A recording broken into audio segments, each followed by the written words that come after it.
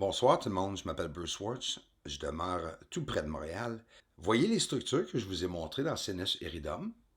Les carrés, les rectangles, ils sont vraiment là, hein?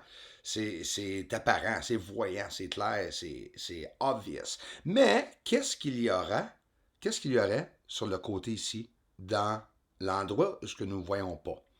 Là, c'est moi qui va mettre un bloc. Il n'y a pas de bâtisse là qu'on voit. C'est moi qui ai mis un carré, un rectangle. Les bâtisses à gauche, c'est des vraies bâtisses, par contre. Fait que là, je vais faire un genre de imitation ici, si vous voulez, juste pour vous donner une idée de ce qu'il pourrait y avoir là.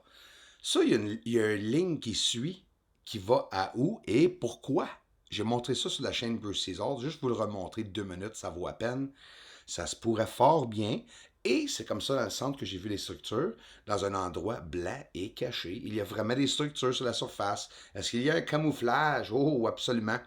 Infrarouge, tout près de la Lune. On n'a que 2 minutes. J'ai montré ça dans la vidéo anglais d'hier, mais je veux absolument vous le montrer. L'intensité d'un ovni en slow motion au ralenti. Regardez la surface de la Lune s'intensifier. C'est pas moi qui est en train d'allumer une lumière, là. C'est l'ignition d'un ovni sur la surface qui était caché, ou si vous voulez, éteint, ou semi-allumé, hein, si vous voulez, on voit juste un petit point rouge. Et là, on le ramène en reculant le film encore en ralentissant pour revenir au premier point. On va remonter une dernière fois. Regardez-moi ça. Pas dur à voir la réalité, hein? C'est vraiment là. Mais oui, c'est dur parce que c'est tout près de la surface. Et là, on le voit en ignition, si vous voulez, les ovnis sur la surface de la Lune. Peu importe ce qu'ils sont. On ne sait même pas si c'est des ovnis.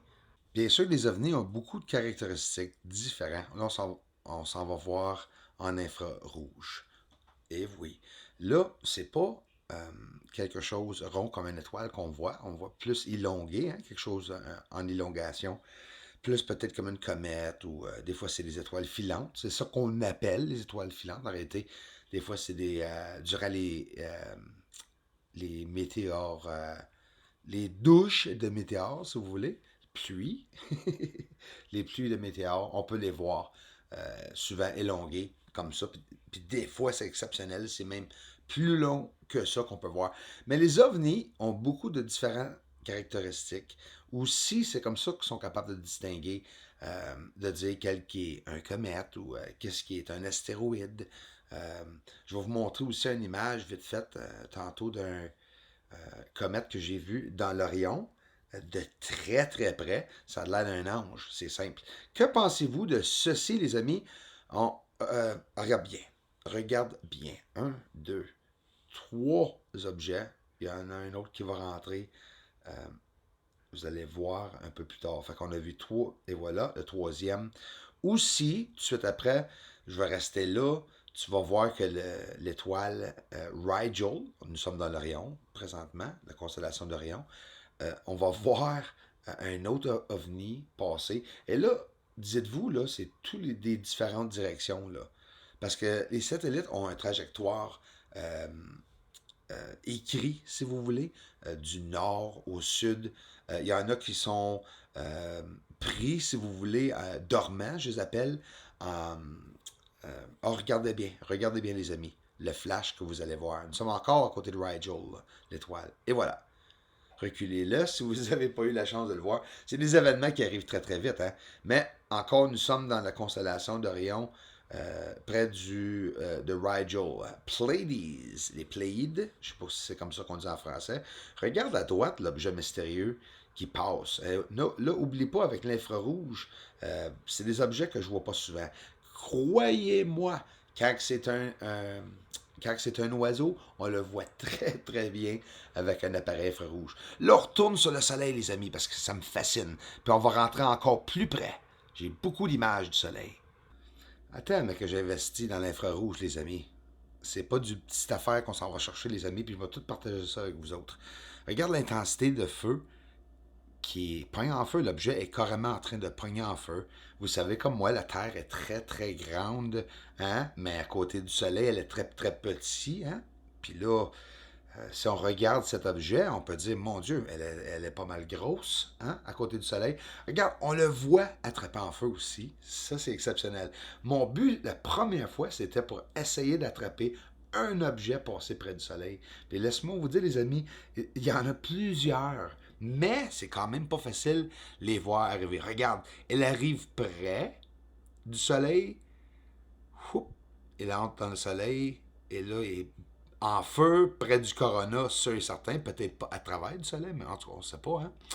Hein? Regarde, les pagnes en feu, c'est gigantesque. Imagine ça, voir ça partir du soleil.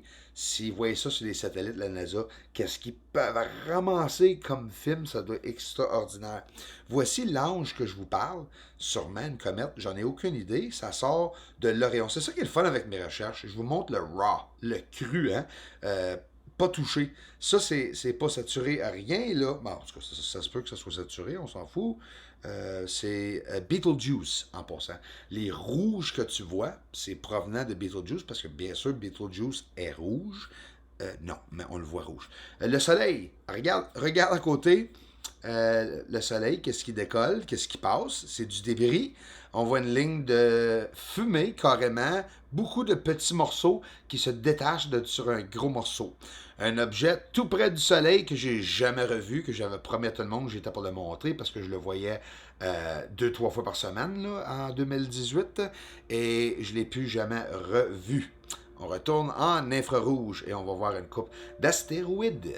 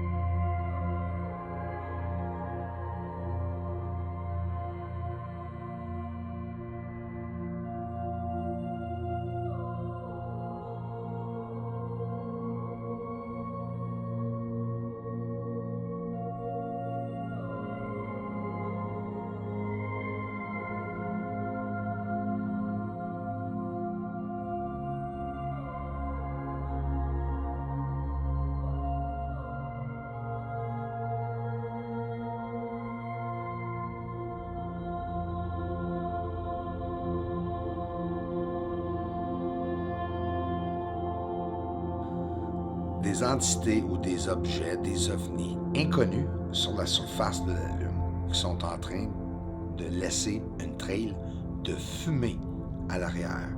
Il arrête d'arroser, il continue un peu plus loin, il recommence à arroser dans des endroits où ce qu'on le voit une surface noire, la noirceur apparaître, peut-être en train d'essayer de cacher ces trous-là pour pas qu'on voit à l'intérieur. C'est une possibilité.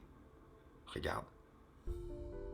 Là, écoute, les amis, les caractéristiques des ovnis sont différents et il y en a plusieurs sortes d'entités et d'ovnis et de tout. Regardez ici pendant qui arrose la Lune, je vais vous expliquer.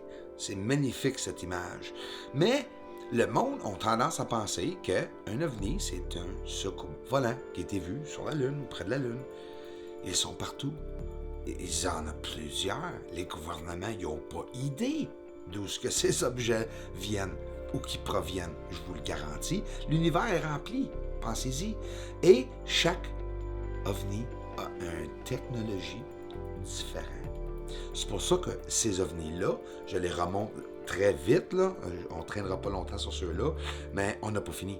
Il y a beaucoup d'autres affaires que je vais devoir vous montrer et que je vois dans les images, que je vois même présentement en train d'arriver. Mais ils ont beaucoup de caractéristiques différentes. Et on s'en va voir aussi des ovnis qui changent de couleur, qui émet une hallucinante couleur fluorescente, comme une gaz qui se propage alentour de ces ovnis ou les entités. Et aussitôt que la couleur provient de l'ovni ou de l'entité, on voit l'entité se rétracter, devenir tout petit et on voit l'énorme gaz qui se forme dans l'air sur la Lune. On va voir ça. Comprenez-vous pourquoi que je dis forme de vie alien? C'est-tu un ovni, vous pensez, ça? C'est quoi qu'on voit ici? On voit une atmosphère, fumée, peu importe. Voyez-vous que l'objet est au-dessous de cette fumée? Regarde qu'est-ce qui y arrive. Regarde la couleur fluorescente. Là, bien sûr, le jaune qu'on voit peut être vert, peut être rouge. Ça, c'est sûr, ça peut être une différente couleur. Mais c'est pas grave. On voit qu'il y a vraiment une couleur intense provenant de ces ovnis. Ou un ovni avec un ombrage à côté. Je ne sais pas. C'est sûr que c'est son ombrage. C'est en train de suivre et expandre en même temps en expansion et rétraction simultanément avec l'autre objet. Ici, en simple inversion. Juste pour que vous voyez là, que c'est vraiment un mist, hein? Une fumée, comme un fantôme. Hey, j'avais hâte de vous montrer ça, les amis. Souvenez-vous des ovnis que je vous ai montrés là, cette semaine, là, qui vont à gauche et à droite. Voilà, que pensez-vous de ceci? C'est exactement comme ça qu'on les voit arriver par-dessus la Lune, et c'est comme ça que je les ai vus, beaucoup par après, pratiquement un an, les amis, hein? Oui, oui, j'ai vu ça seulement un an après l'avoir filmé, parce que c'est en faisant une inversion qu'elle a apparu. Et je ne l'ai même pas vu, je l'ai mis sur une vidéo, puis à un moment donné, je regardais mes vieux vidéos, puis je me suis dit, ah, regardons ça, il y a des ovnis qui sont en train de passer sur la surface de la Lune. Regardez-moi ça. Ils passent à une vitesse excessive. On voit des trails de vapeur, des signatures, des traits qu'on a besoin de pour prouver que c'est vraiment des ovnis qu'on voit sur la surface. Je vous ai montré ceci aussi cette semaine, les lumières qui se tiennent dans ces mistes ou dans ces fumées, qui sont très réflectives, ils peuvent faire qu'est-ce qu'ils veulent. Merci tout le monde.